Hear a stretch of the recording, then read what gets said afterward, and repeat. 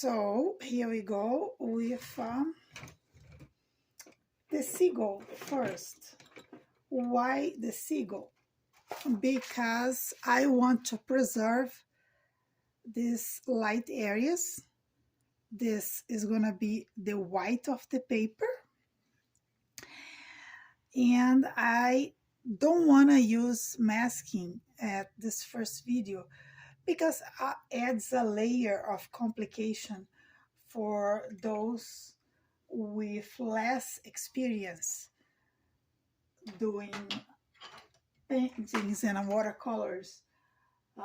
You might want to know a little bit more about it before you start using masking.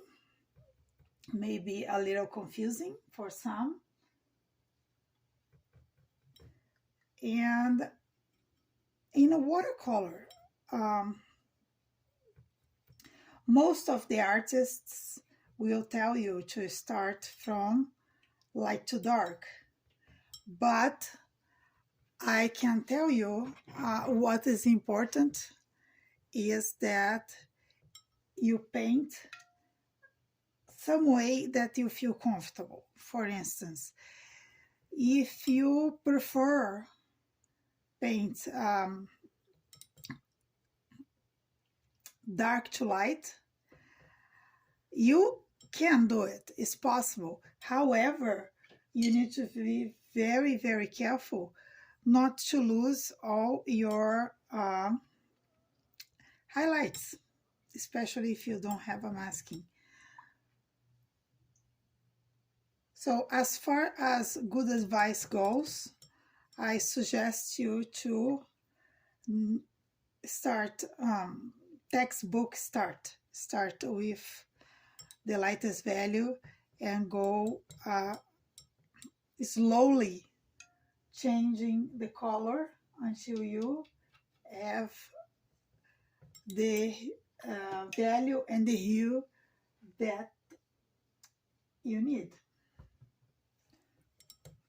As you see here, I'm trying to mix some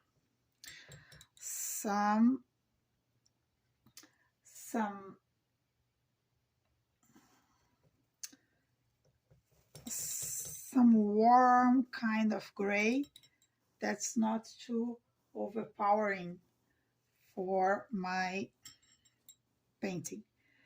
And it's true, I'm sorry to say, but watercolor is something that takes a bit of time, of your time, to find exactly what you want to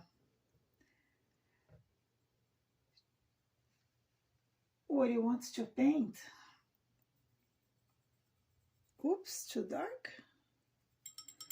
If you do too dark, it's not a problem. You can also blend. And you have now two kinds of gray. One is darker than the other. One is colder than the other. And I'm gonna put a bit of water in the paper. I tend to paint mostly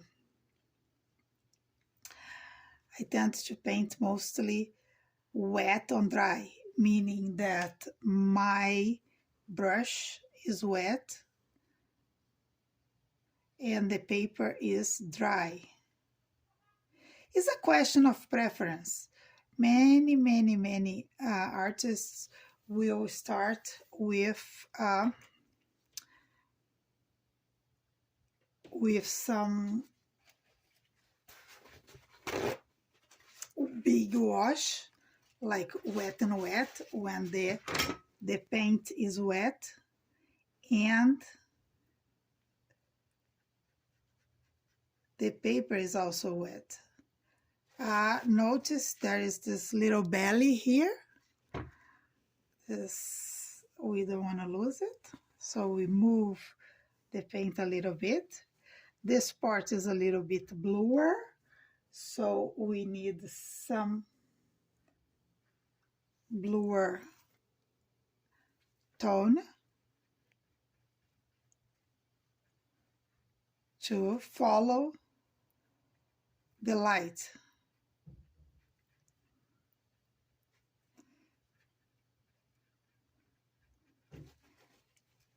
And this part, we need to be careful. We don't want to lose the shapes of the leg. You want to go a slightly darker right here without losing sight of the legs, and leaving these details here. See how the light changes here? You want to preserve and don't lose your white here. What happens if you lose your white? There is no panic. You just come here and lift it. And when you paint the sky, it will completely disappear. You put a little tiny bit of color right there. And we're gonna leave this drying.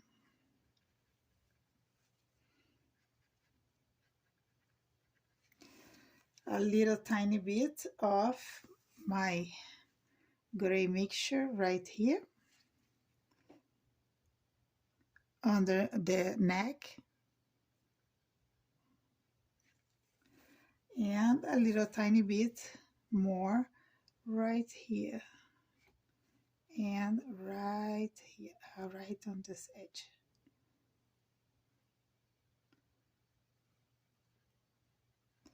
Don't forget it has a little belly. All right, so now we can leave this kind of resting here and drying peacefully. All right, my bird is almost dry, and I'm gonna start with this mixture that is orange with cobalt teal. And here I'm gonna show you something a little different. I'm not gonna wet the paper as it is. I'm just gonna drop the paint.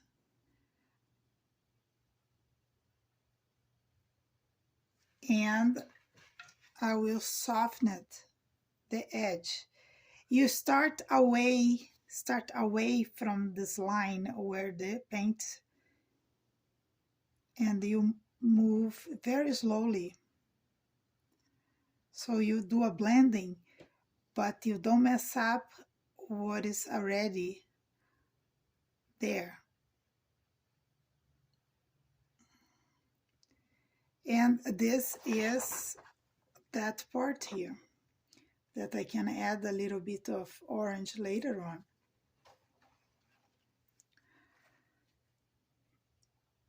And I can put a little bit of that previous gray that I mixed right here on the other side.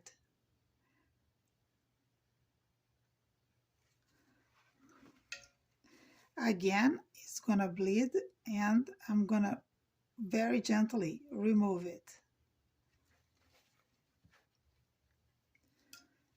And make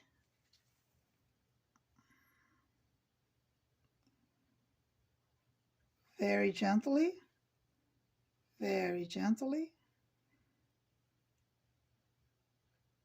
you construct your shadow.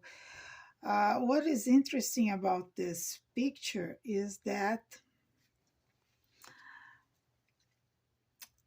the pipe is in an interesting angle, makes very interesting shadows, not necessarily paintable kind of shadows, but you can always have fun and create your own shadows.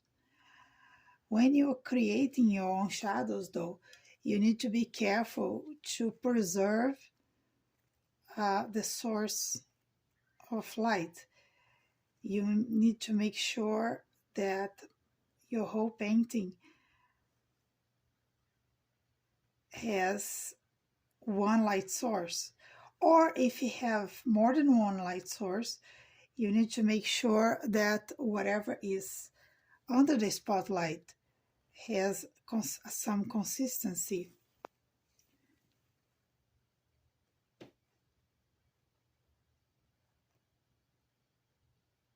So don't forget, don't kill her feet.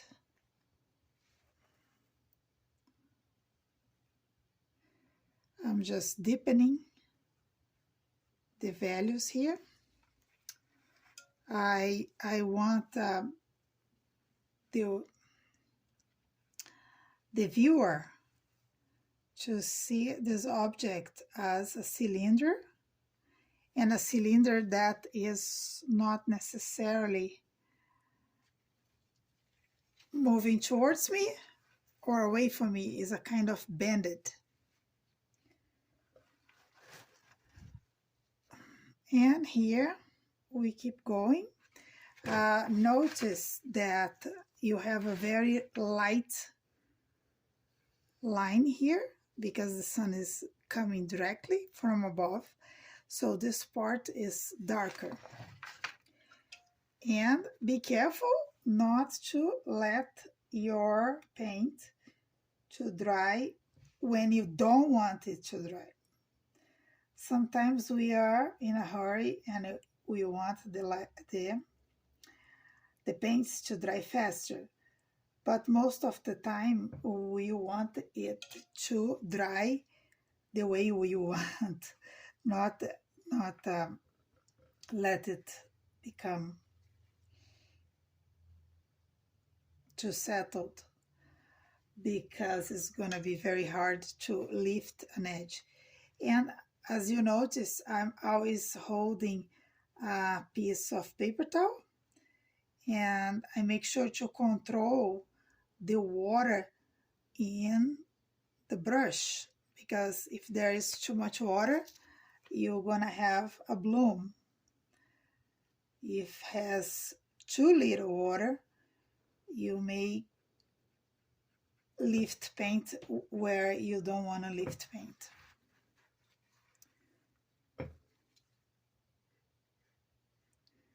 And you might be wondering, oh, this is never gonna stop. I'm never gonna finish this because it's taking forever. No, on the contrary, you're gonna see that when we start the sky, it goes very fast.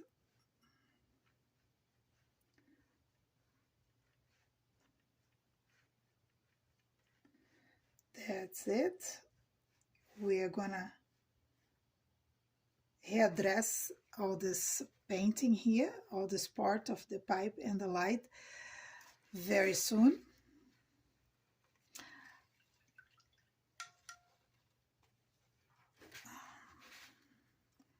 I'm gonna use more of my mixed of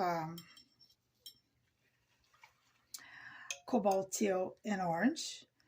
And if you can see, this part is very light, is very white, almost the same value here. So how you gonna achieve that? First of all, you start with the darker parts that are the window.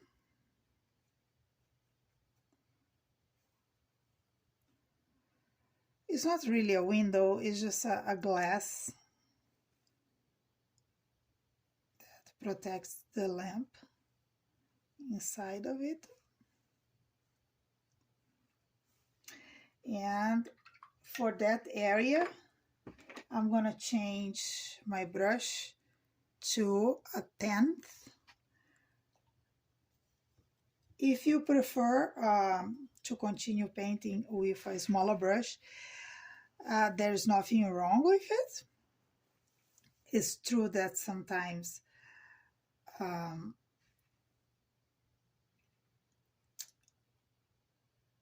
some artists that paint only realistic, photographic realism, they tend to use smaller brushes. They tend to use smaller brushes as if they were using a pencil. And this is a style. They have more control of what they're doing. Meanwhile, other people, more intuitive painters, they prefer larger brushes. Why is that? Because with larger brushes, you have less control, and many people think it's more artistic. So there is not really right or wrong in watercolors, unless, of course, you're participating from competitions, because in competitions you need to please the juror, and they usually in general, usually quoting marks, usually, I repeated 5 times, um, they have another interpretation. Many jurors will think that you paint better if you can paint realistically. So you need to do your own decision and stick to it, because there's nothing really wrong.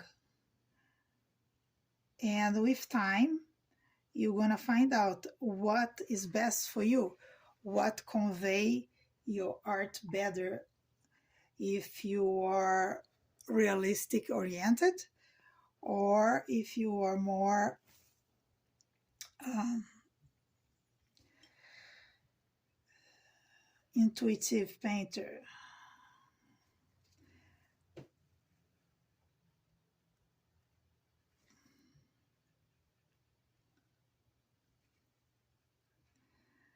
One of the things that I really learn with time is be patient. Patience is as important as brush, paper, and paint.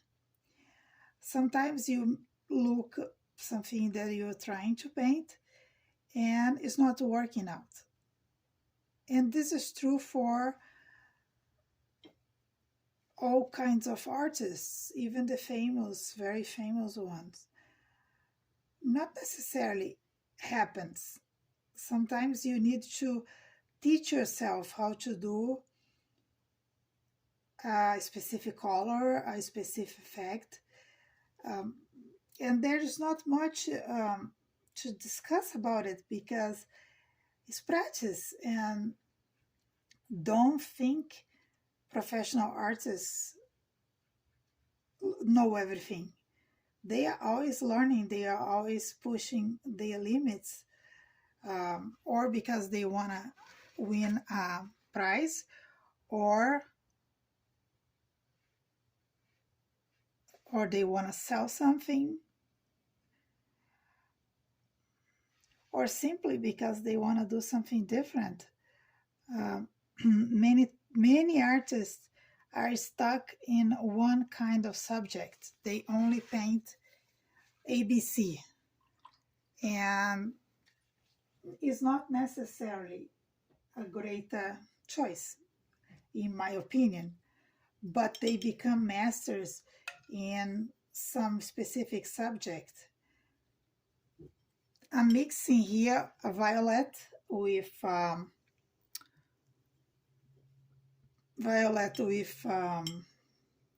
little bit of orange. I want to give some effect down here on this edge. You can see there's some kind of rust underneath, and I just want to sink some ink, and I go back to a small brush. This is a number 1,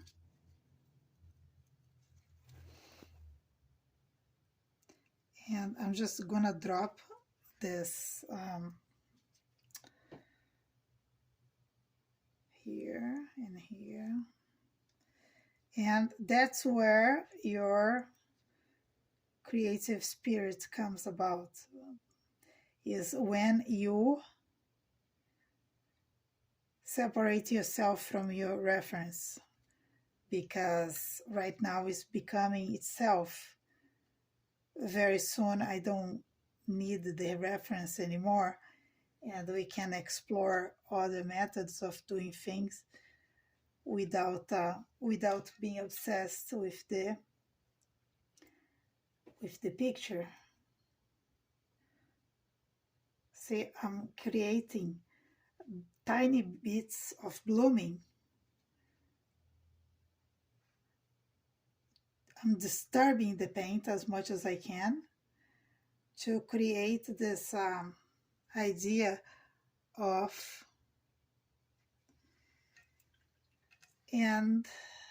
rust, of movement. And you could, if you want, use salt. In this particularly project, I am not showing you salt, but this is something that we may discuss for the next video. That's gonna be most likely about beaches, about a beach, because I really enjoy painting sand and rocks and shells and things like that, as you can see in my website. There we go. We're gonna leave this to dry a little bit. Important in a watercolor is to step away from your screen, step away from, and evaluate. You need to evaluate what you're putting on the paper, because I can tell you this is very hard.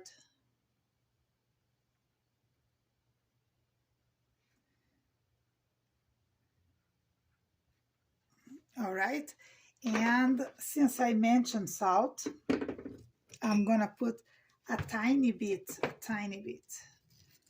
So salt tends to this regular table salt, and I just want a tiny bit, like very tiny. Remember, you're not cooking, you're just putting a couple of them to create texture.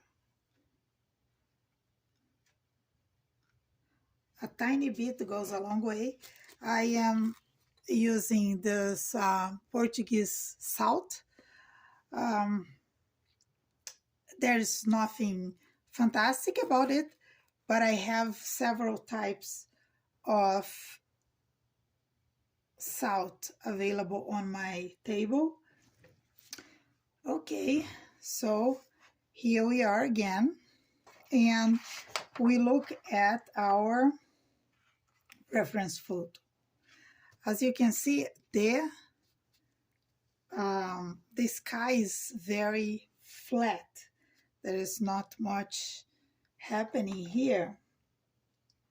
So what can we possibly do to create some drama?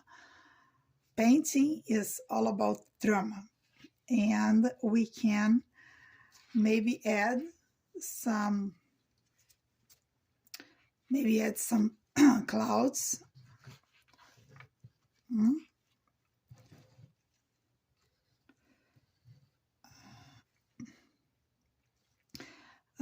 Something like that.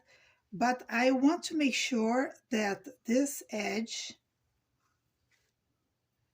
with the light and this edge where the bird is whiter or light valued, I want this to be darker.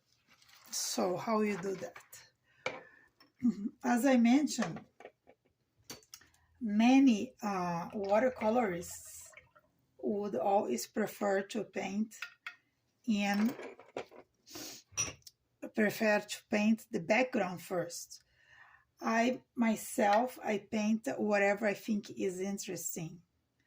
So you can do the sky as wet, And you can do the sky wet on dry. So I'm gonna get some of my ultramarine blue and I'm gonna go for it. See, the paper is dry and it's sucking a lot of my paint. I just come back and I like to create some drama with a dry brush. See how I pass it very fast and I can create some of edges of a cloud or a cloud. That's where your artistic freedom comes into play. Because you're no longer painting from your reference.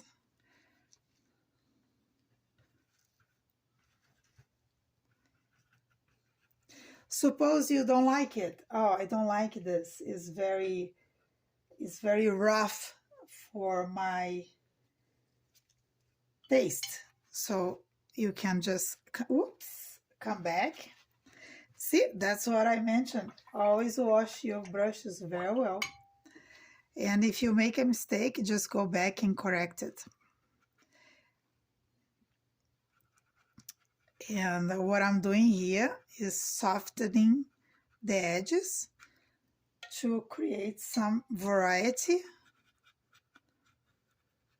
You don't want to put too much water because you don't want to bleed. You don't want this to bleed in the direction you don't want.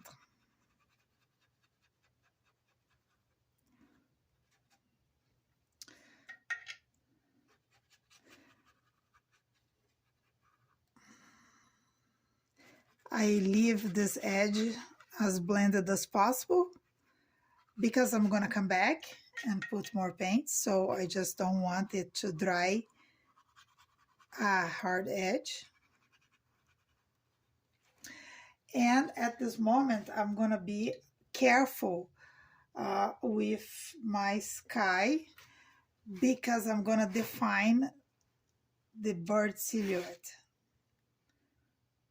which is not a problem. It just require more attention than we had before. This is white. So remember to preserve your whites because you're not using masking. Or if you are, be careful. Sometimes masking bleeds. And you go one more time here.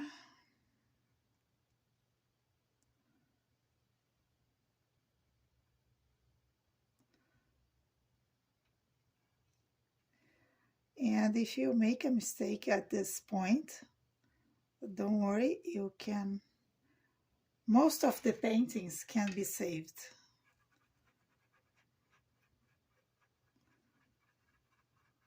Some can't, and then don't be judgmental. Most of the paintings are happy errors. And I'm gonna go back to the sky just to make sure that this area is wet enough.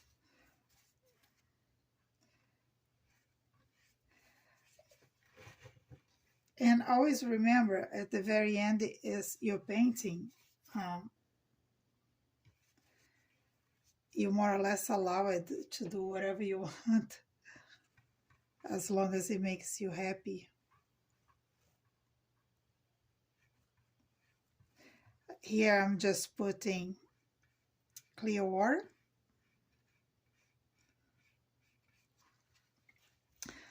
As you can see, there is a little bloom here. I'm not too worried about it. Only do that if you have a dry brush.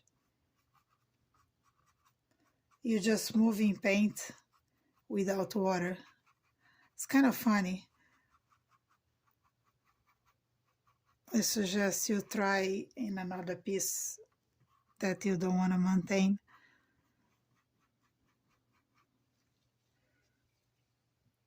Like everything else, watercolor requires some practice,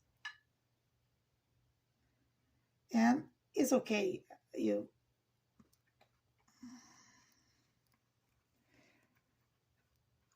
your only commitment right here. Oh, see, it was too wet for that. What do I do? Just blend very, very quickly.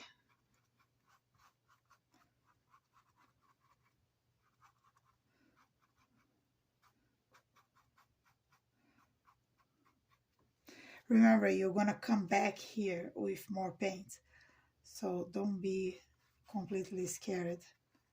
All right.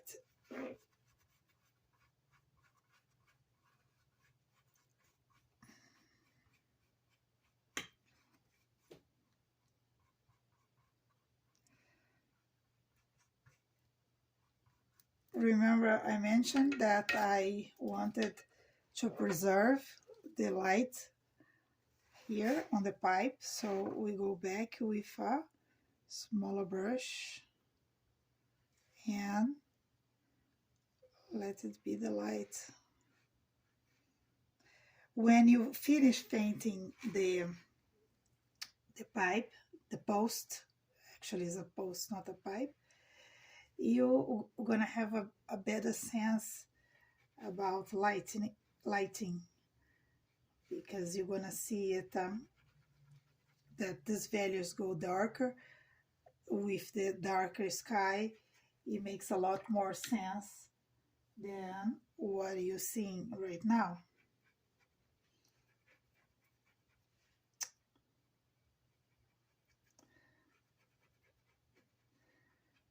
And what I'm trying to do here is to create some movement in the sky, because the sky, as we know, has a lot of movement, whether from the clouds, the wind, there's always something happening.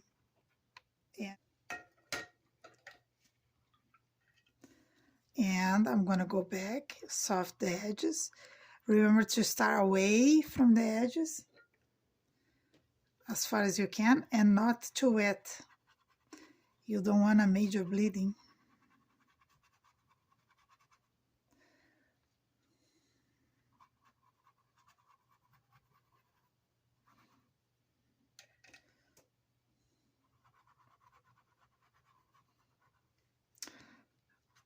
Here is not quite there yet.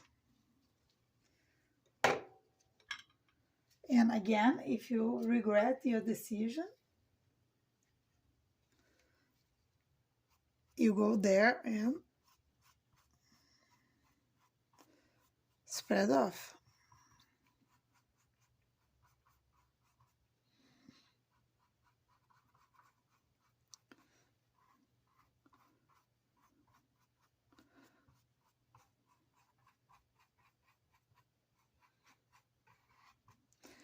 What we are going to come back later to finish. Right now, I'm just continue trying to create movement.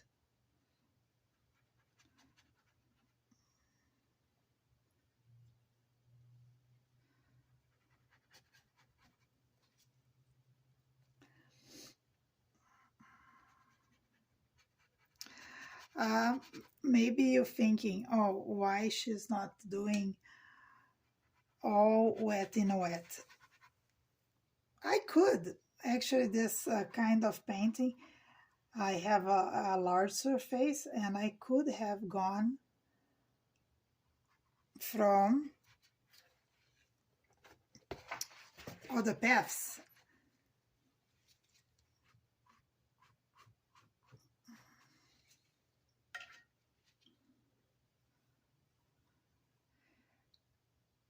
But it wouldn't be what I want to show to you.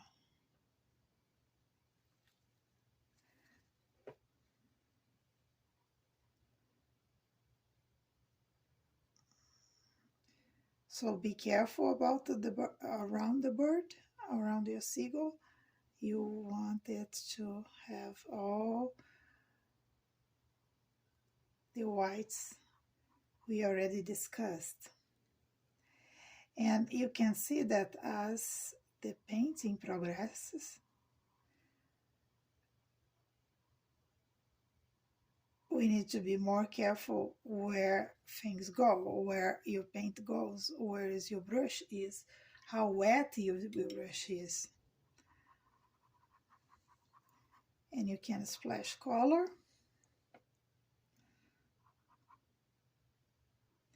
And you're going to be very careful here, because remember our reference, that's when you look at the reference, is very sharp edge against the blue sky. How can I do this without being flat boring? First, we're gonna need some blue in the structure.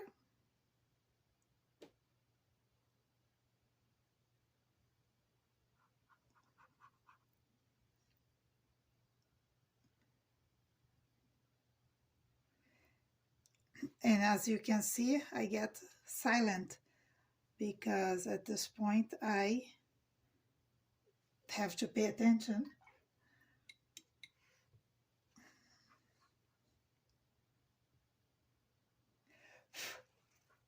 Make sure you don't have any of your pets around your house when you're painting, and certainly not inside your studio. They can be really, really irritating when it comes to fur on your painting. You really don't want fur on your painting. Most of the time you can correct, but sometimes you can't. So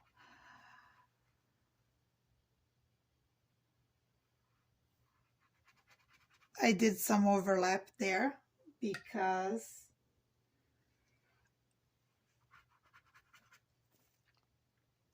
the background, the post is a bit darker than the background.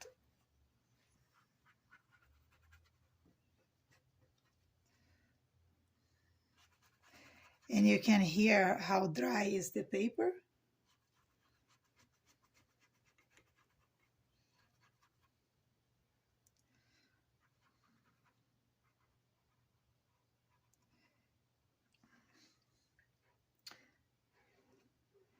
And we are almost ready to stop, to let this dry. But it's always good to do your sky in one sitting, so at least they belong together.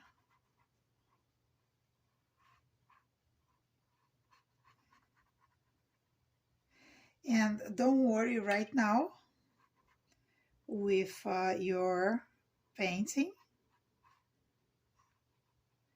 It can be looking a little messy, and that's absolutely normal.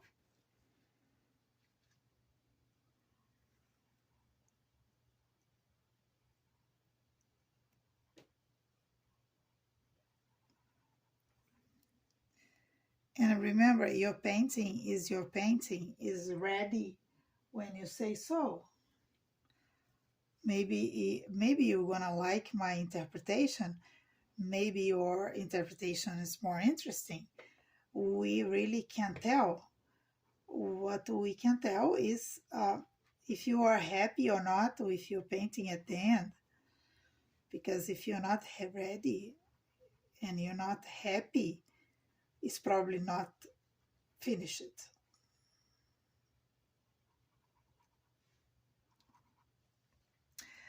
Okay, now we're gonna let this dry. This is Archer. It's a French paper. It's one of the best paper in the market. and I use it a lot. Most of my paintings are done in archive,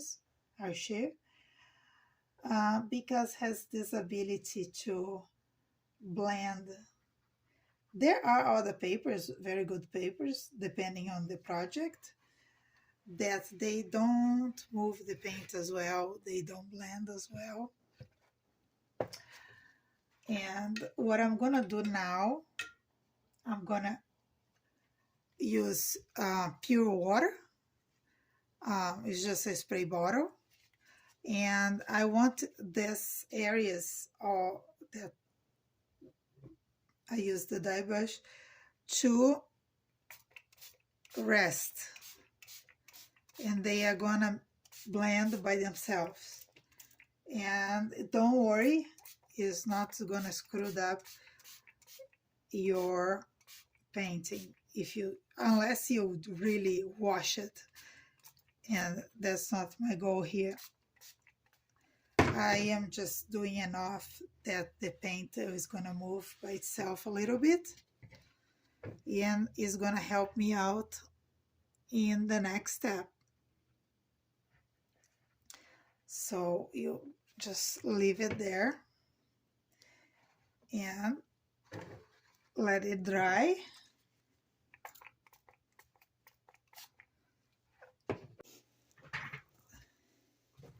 All right, so we are back where we stop it, and my paper is well dry. So right now we are gonna work a bit on this area that's mostly white. So we need a very light kind of gray. Very, very light. And we want to careful to make this effect here. That is, let's see, a half sphere. But we want a very gentle color that we may need a number 4 brush, or any kind of brush that you feel comfortable to work on this space. You may notice that right now what I'm doing is wetting the paper. I want this transition to be really soft. And I start down here with my gray mix. And I'm gonna add a tiny bit of blue. Very, very, very tiny. How tiny is tiny? How little do you want to put on your painting is more or less up to you. The darker it becomes, the more attention it will call. That also might be the time to add a little bit of yellow and a little bit of orange to this mix.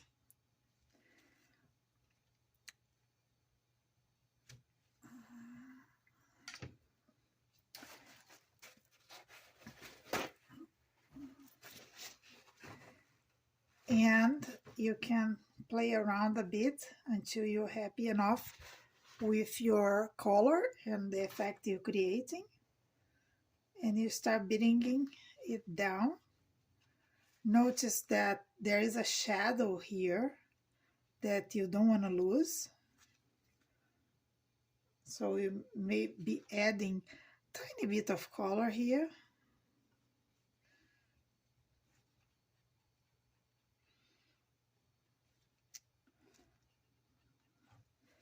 And going again to our very light gray mix.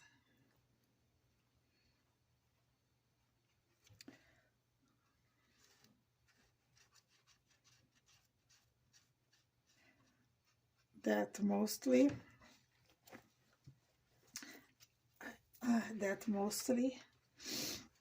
will not show up so much in the finished painting.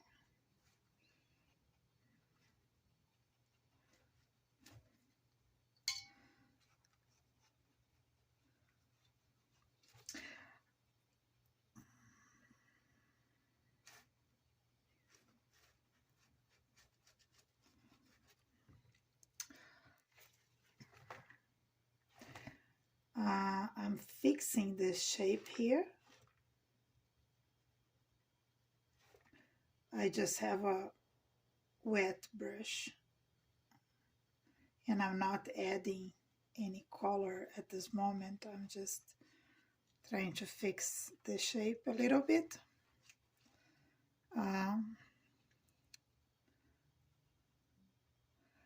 Those small corrections you can make when you think you finished.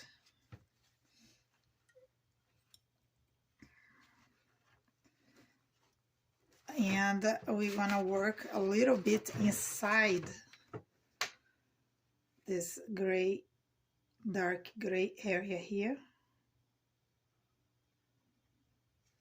That is approximately the same value down here. So I do my best to keep this shape. And I'm gonna add here the shade without letting this get out of hand here. If you need, you can blot it out.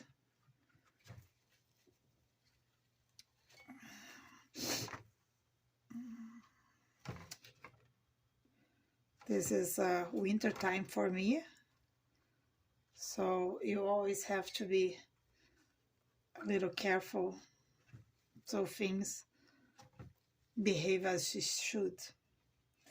And of course you can tie a little bit of let's see, a tiny bit of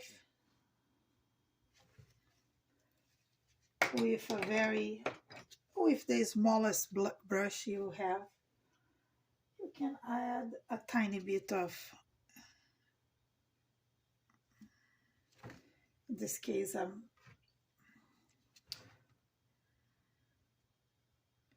just add a bit of color.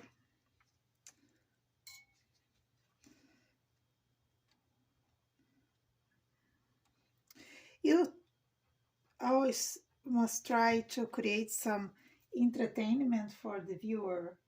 Is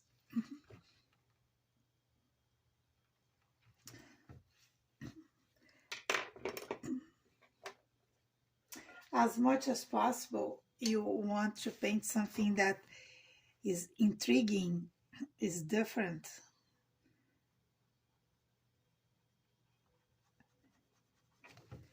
And if you have friends that also paint, you want them to wonder, oh, this is interesting. How did you do that?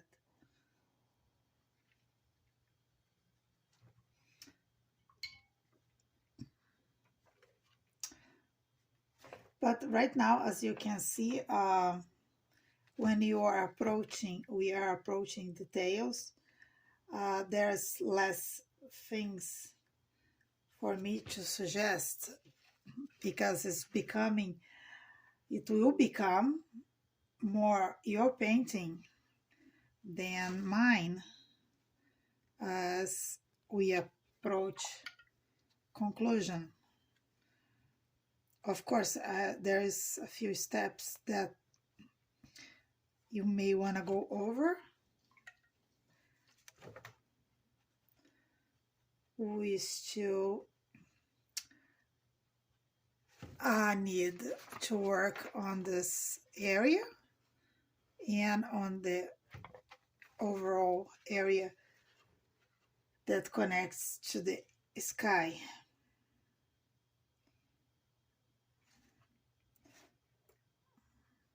I'm going very gently around here. And I'm gonna change brushes again so I can go around. And this, you may wanna turn your paper so you have more control. And we're gonna go underneath this edge with the same mixture of orange and cobalt teal.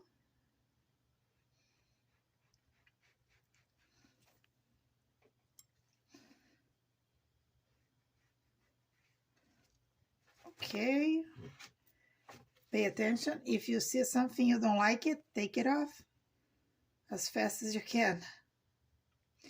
Don't let the paint sit too long if you don't like it, because it's relatively difficult to lift.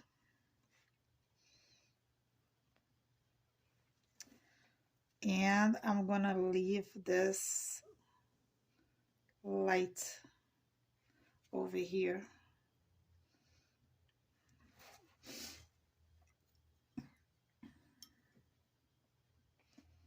And I'm gonna go a deeper value down here. So if you use salt, that might be a good time to wipe it off. It should be dry, should leave the paper without any major concern. Again, you use just a little bit, otherwise you may have food instead of a painting, which I don't suggest. As you see, I wear gloves. I don't wear gloves all the time, but since I have a tendency to touch my paintings quite a lot, I prefer not to be responsible for you learning bad habits.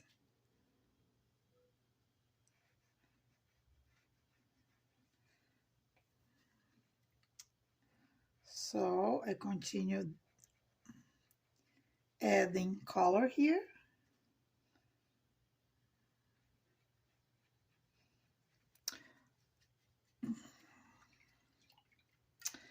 And I'm gonna add a little more.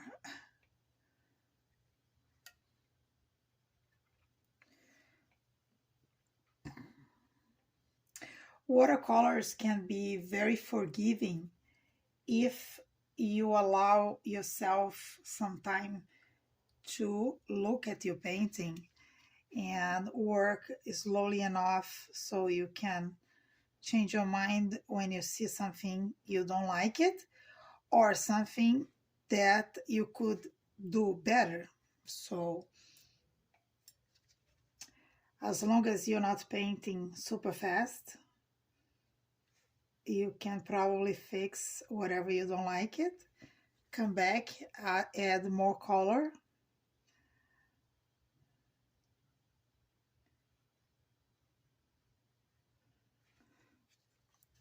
And there you go. This area here is not white, but I'm gonna make it lighter, so it gives you the illusion that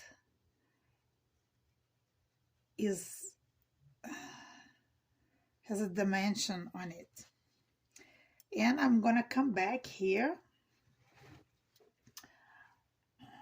to settle this little problem that we have here.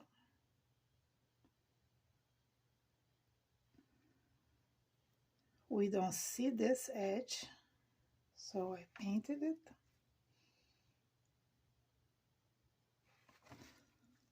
And this other side, I will add some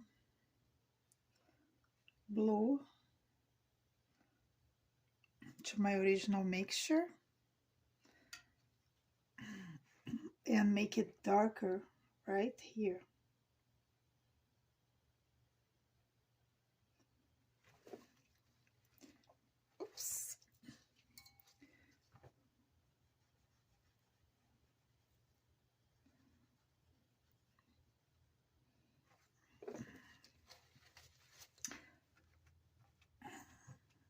and you can leave it better.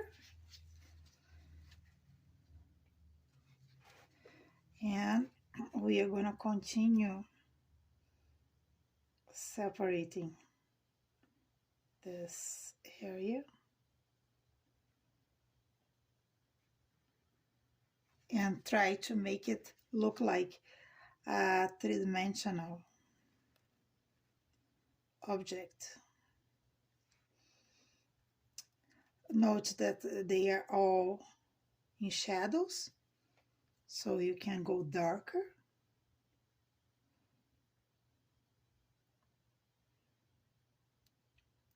And that's the time you hold your brush closer to your hand, because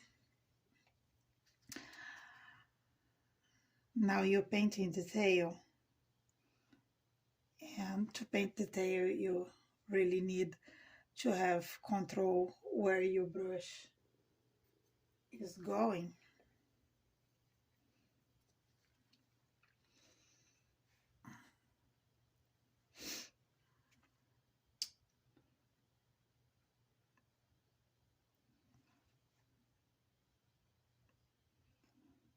This goes a little down here.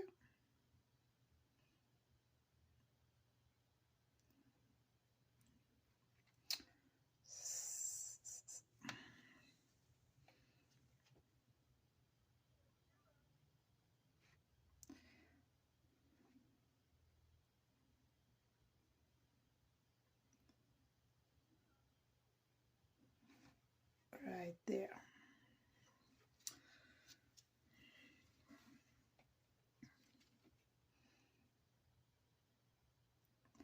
Add a little more shadows. Move the paint a little more. There's always something to add to your watercolor. This is always a process.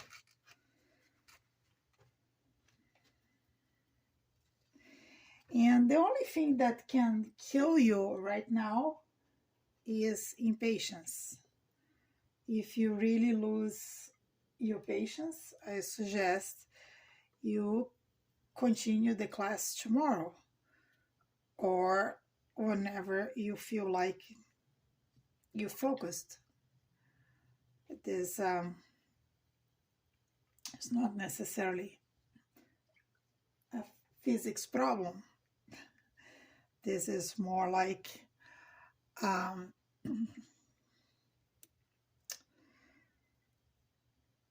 question of your own taste. What exactly you want to accomplish. As I said before, your painting is done when you think it's done. And this is really true because it's your painting.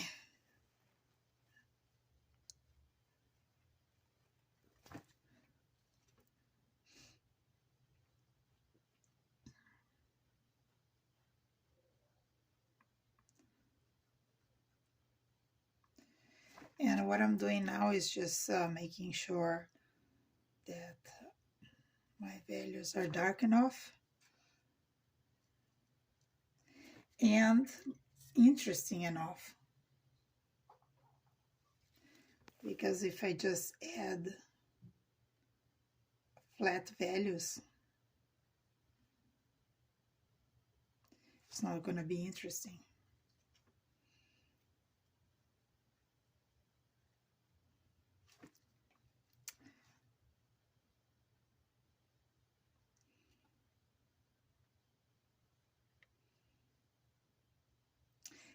And at a certain point, if you don't like what you are doing on your painting, you are free to start over and do it again. And don't think this is something terrible.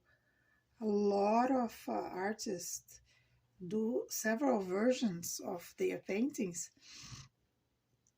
when they are really into competition and winning prizes. they really need to step up and paint as well as they can.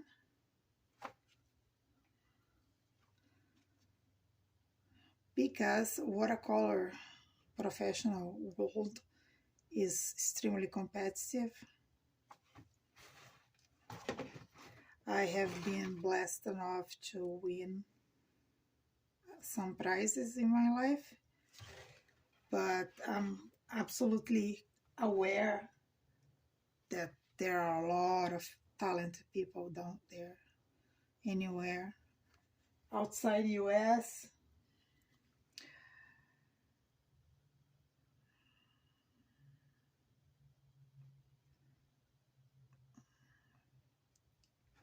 The Chinese are very good painters. The Russians are very good painters.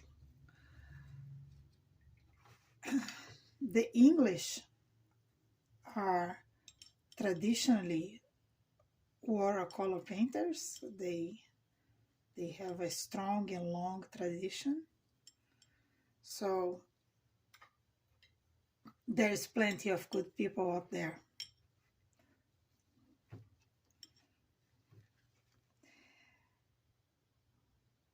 And you're only gonna join them when you start submitting your work for shows and competitions, and it's okay if you don't enter at first. I'm sure with dedication you're gonna enter.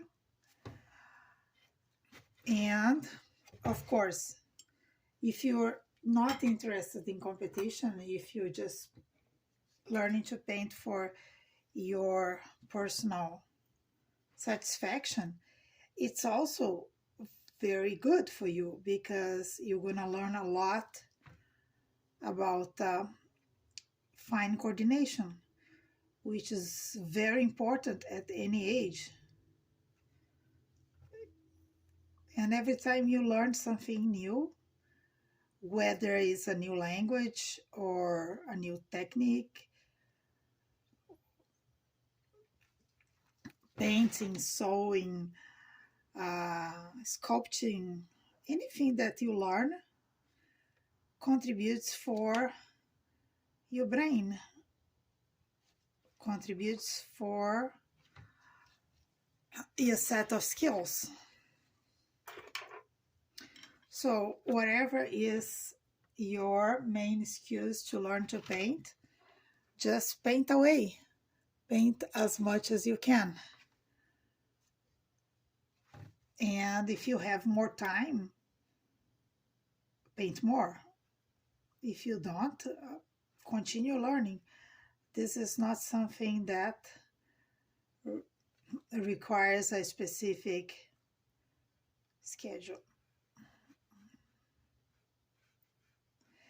But it is important to you to paint every day. Paint a little bit every day. Why every day? Because it gives you a certain continuity. Is like you continue learning. It's different if you learn something today and then a month later, chances are that you forgot. So paint every day. If you can't paint on paper, paint in your mind. What I mean is when you look outside, if you are outside or if you're in your house, look at things around the house and try to imagine how they would look if you were to make a paint of it. It gives you a lot of insight. Pay attention to the color, to the composition. Pay attention if you have plants, how they look different when they are. I'm putting some little bit of yellow here And I'm gonna put some yellow right there, tiny bit, tiny, tiny, tiny.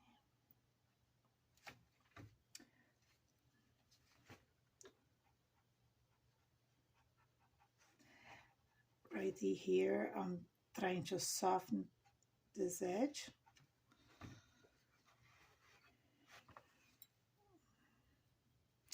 And from our reference, this is blue, a way bluer, and we're gonna address this screw right there,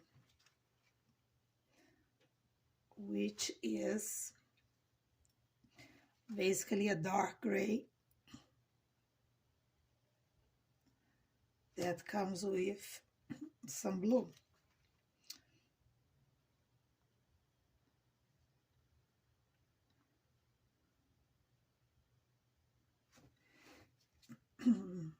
And and if you see a bit of bleeding, don't worry, you just go back there and stop it. Once it stops, you can go back and continue to add some value, some paint.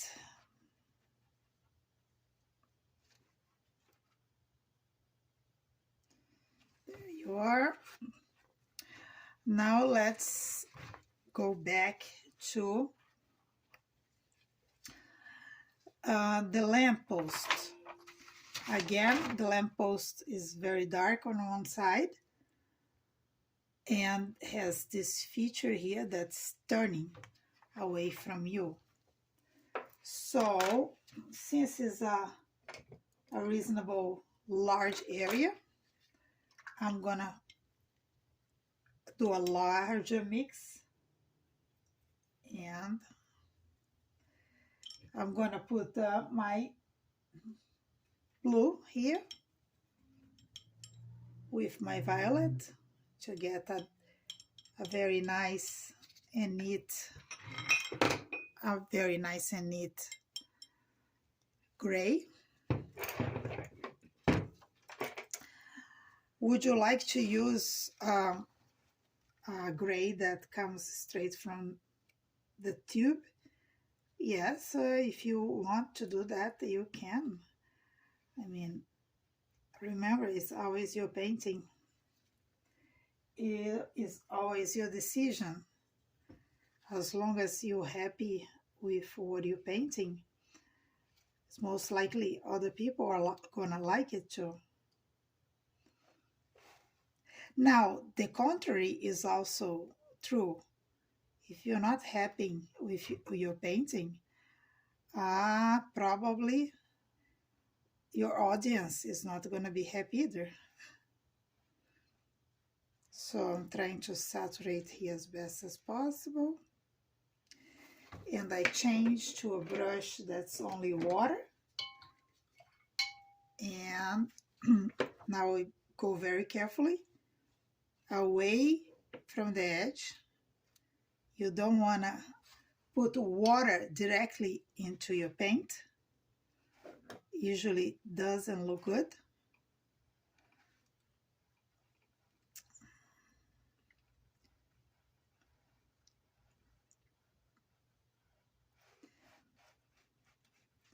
And it's true, I lost some light right here.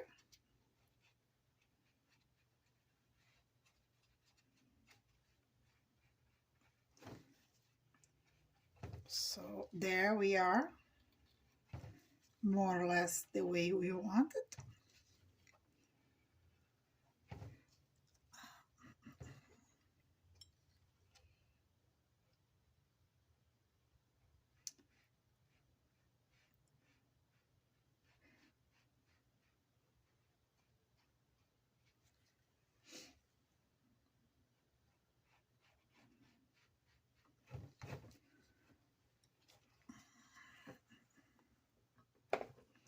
Ideally, you want to have enough paint to go over all your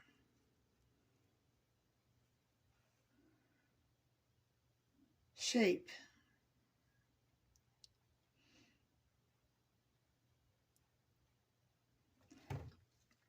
Usually, if you try to mix on the run, you might not reach the same effect you want. I'm gonna add a little more water here. I want this to mix well.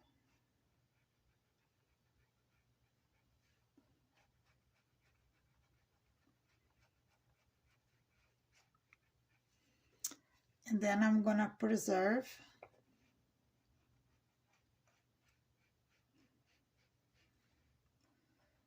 this white area that you may have noticed that I lost some white here. And I'm gonna show you how to recover it.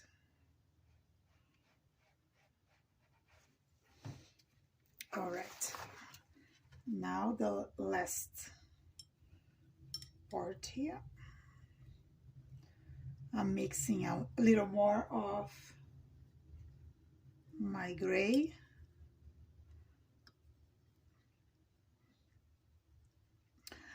Feel free to use neutral tint or lamp black, whatever inspires you. Is important. The colors I suggested, they are my suggestions, but you're literally free to use whatever motivates you most. If you have your own favorite colors, by all means use them. If you don't have favorite colors and you're new to watercolor in general, you might want to try a bit some color combinations.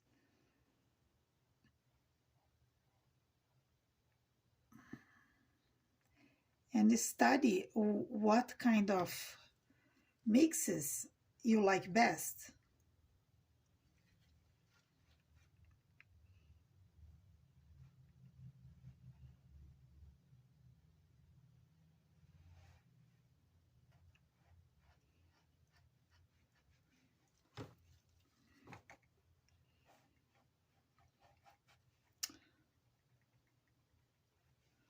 I kind of like that color better than the color I put initially. And for that, there are no rules. If you like it, you like it. You know, it's your opinion. It's your painting after all.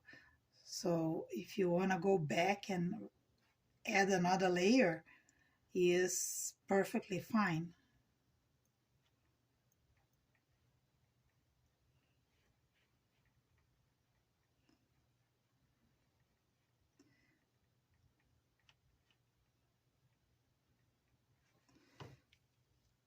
All right, so we are moving towards the end of our painting. We will have now to finish a few details that are still missing. And the sky. So we have more drama in the sky.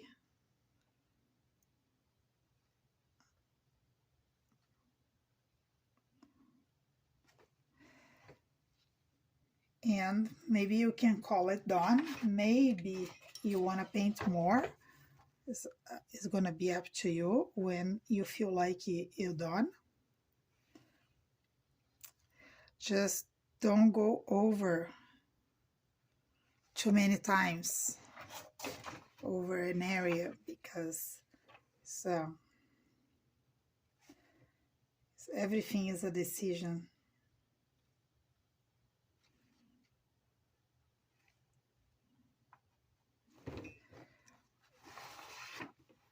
for these demonstrations, for instance, I decided not to include these little blue gaps here. If you are doing at home or painting along or painting later, you can recover this. But as a demo, I am not doing this now. I see you guys soon, and we probably gonna finish.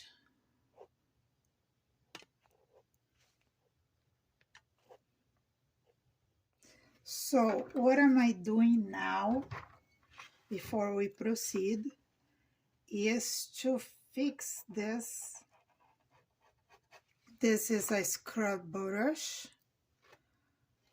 You find it online, and I didn't put on my material list simply because this kind of accident you don't expect to happen, but it does happen. So once you scrub the painting, you really shouldn't touch in that area anymore, because you're disturbing your bird, you're disturbing your sky. So finally, I'm gonna use that yellow that I mentioned to you. That is Aureolin, also known as Cobalt yellow, with a tiny bit of orange, because most of seagulls species have different colors on their beak. And this is the time that I suggest, if you wear reading glasses, I suggest that this is a good time to put your glasses on, because you're gonna need it for this beak to look like a beak. So since this is my picture, my own photograph, I suggest you to look up on Google or any other resource that you have home. Maybe you have a book on birds, and take a look, take a serious look, as if you were a zoologist looking for the perfect beak. Why? Just make sure that you understand what you're painting. Sometimes people paint, even people who paint by imagination, they usually check it out what their imagination would look like in real life. For instance, if you're painting a lighthouse, you have in your mind what is a lighthouse, what is the shapes involved and everything.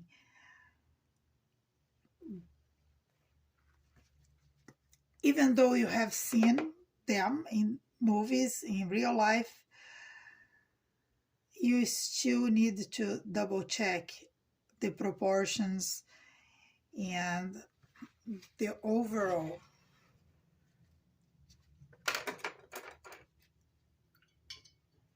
design of it. You're not copying from Google. You literally just checking how a lighthouse would look like. And the same is valid for your painting. It's not different. If your picture is not giving enough reference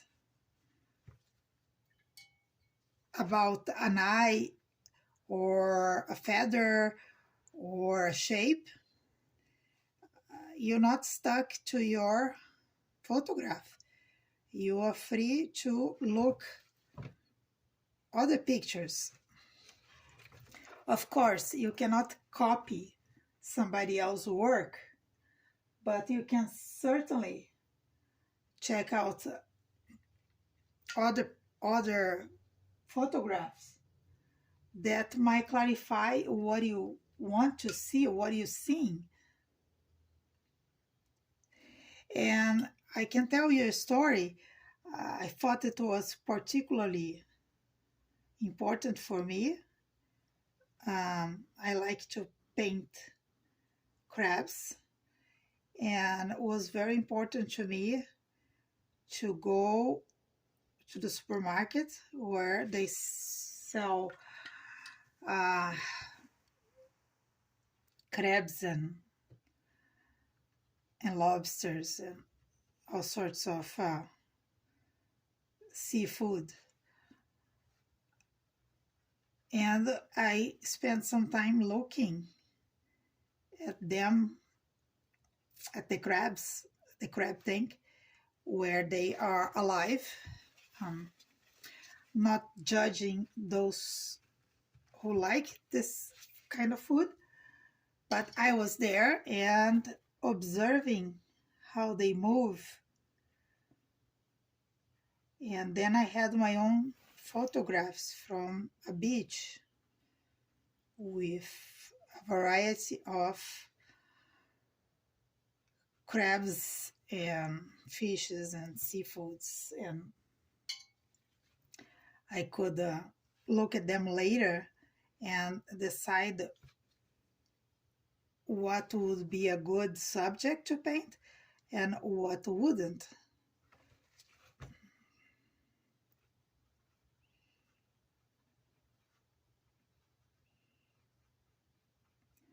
Forget to leave some of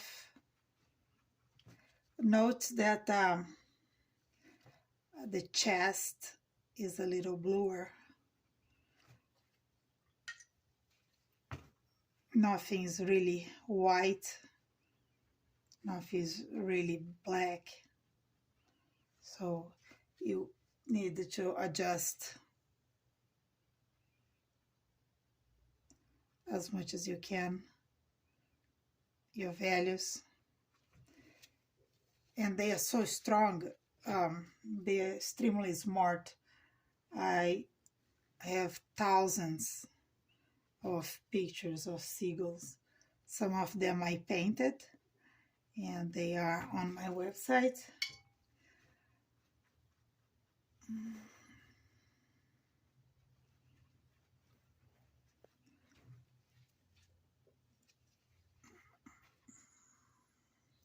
And you just make sure that where the wings are folded, but wherever they are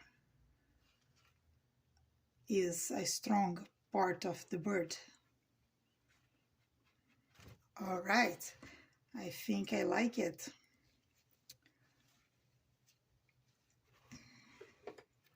Let's do something about these little legs, which I can mix a little bit of the same color that was here. I'm gonna mix down here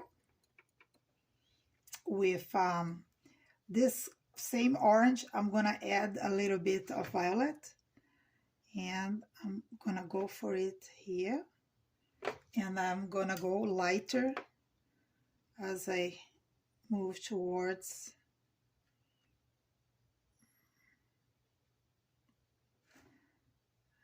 the legs.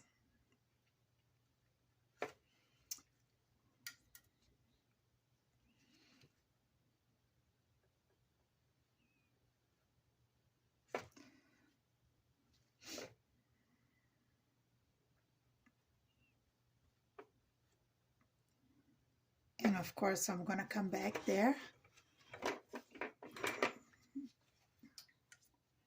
with a little bit more of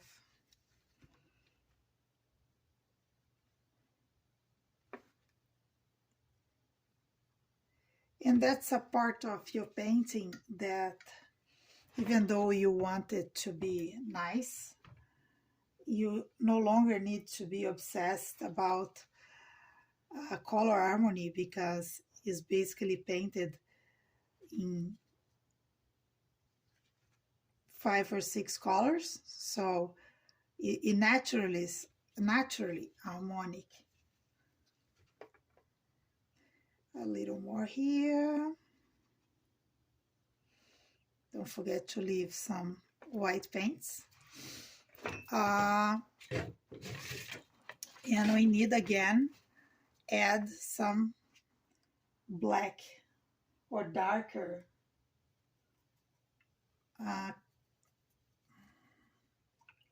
you mix as much as you can of something near black.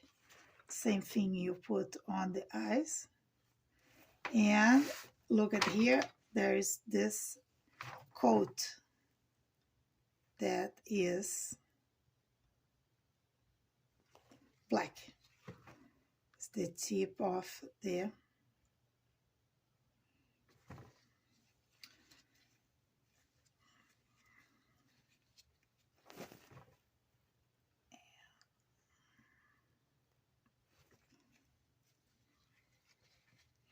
other side, you don't see it.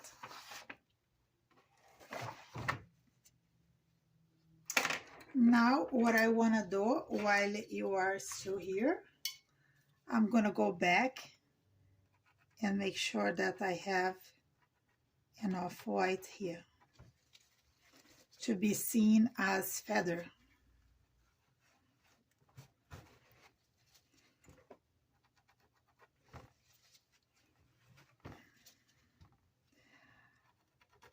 These little details make a lot of difference. If you're just practicing, you may not worry so much about it. But if you're painting seriously, like you want to sell it, or you want to be in a show, or anything in between, you really need to watch out your details. And make sure you soften.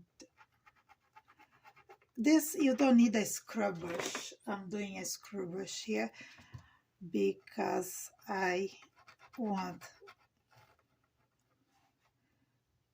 to finish this painting in this lifetime. And this is a warning for all of you. Sometimes you get too creative and you never finish anything. So don't let this happen to you.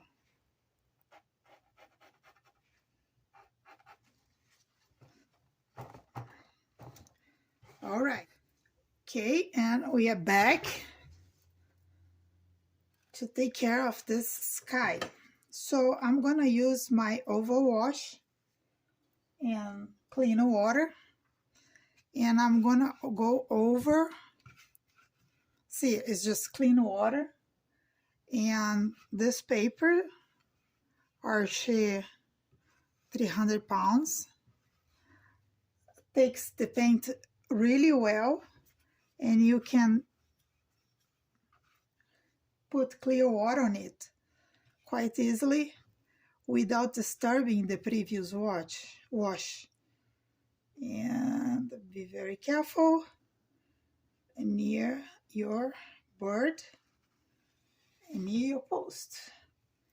But so far I'm just adding clear water.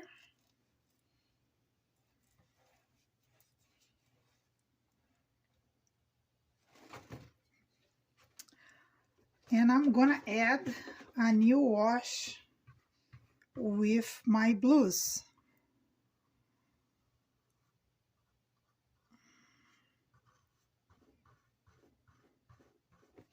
We got a little bit of bleeding here. Just be careful with, as you can see, I got some hair here. Sometimes you can lift the hair or move it like I just did it. But if you can't, don't worry.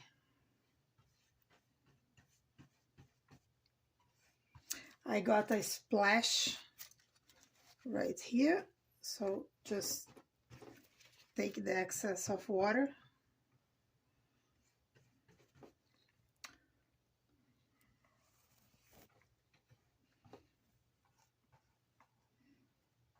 And never be upset with your paint if something like that happens. If you have some hair that shouldn't be there, or for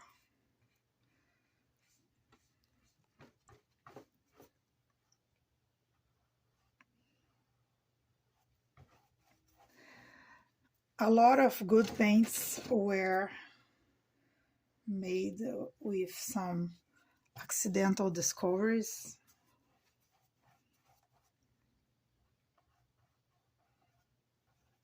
All right, so I have a lot of water on my paper right now, and I'm gonna mix the blues I have, and we're gonna create some drama. I have a dark mix here that I'm preparing to try to reach a stable kind of gray. And I'm gonna see if they are gonna work well what I'm thinking. All the bases of your clouds are generally gray. You define your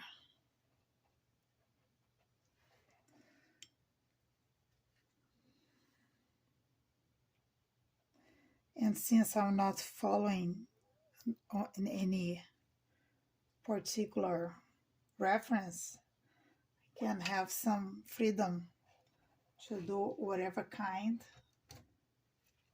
of cloud I think I like it.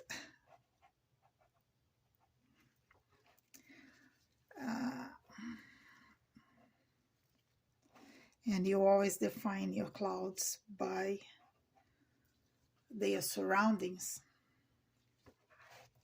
You may want to bring this over here. You really want some drama, so we using the cloud to set up our Seagull on the spotlight, even though when it doesn't look like it.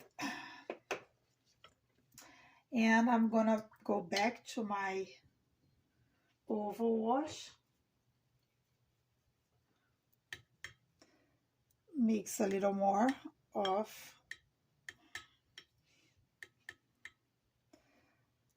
my blues, and I'm gonna go over trying to make some drama. You may have noticed that I usually don't use tape or staples to hold my paper because I like to move it around. Only when I'm doing a very large piece is when I do want extra control, and sometimes I like to paint on the floor or on my bed, on strange places. So for those cases, I would always have a flat surface. because I want to be able to control it. And in case you are wondering, this painting I will most likely to use a hair dryer to make sure the paint will go where I need it to go. And I hope I'm creating drama enough that is cotton tape. Sometimes you create a lot of drama and it doesn't record well, doesn't photograph well, and is a art catastrophe. So I'm just deepening. This is blue with some,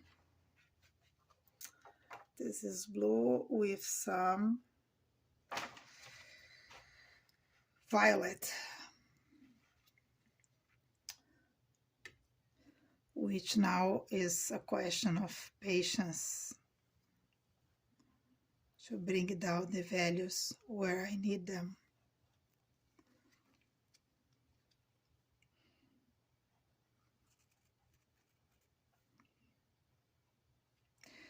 And if you start noticing that your paper is drying faster than you are painting,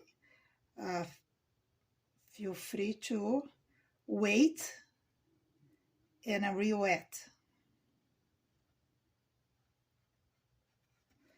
For instance, right now I need a smaller brush because I needed to add some color right in here. Don't forget the feathers, don't paint the white feathers. Have to remember that. Be very careful with your white feathers.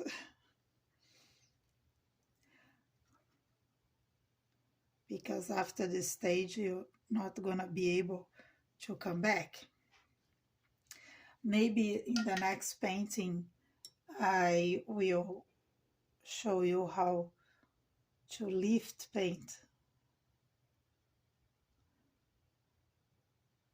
which is also a useful technique, but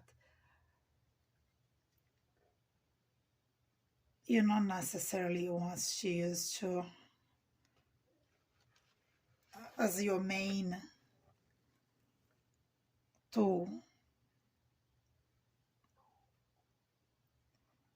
Make sure this value matches with this other value. Usually, if you are painting around a shape, you need to make sure that it remains the same painting. I know it sounds silly when we say, but many times you see people painting some mountain or monument, and they put one color, one value on one side and another value on the other side. So be aware of these little things that can happen to you. Now you may see that this is drying a bit. All right, and here we are with our final painting, and it's time to sign. Some people are very particular with what they sign. Some people sign with a brush, some people sign with a pencil. You sign your art the way you think you should. I like to sign my name somewhere in the picture and not necessarily in a very traditional place. So here it goes. I hope you have enjoyed this experience, and I see you in this course in another place. I think the next video I'm gonna show you is also a marine scene, and I hope you like it. And feel free to paint again, repaint, leave your comments, and I see you soon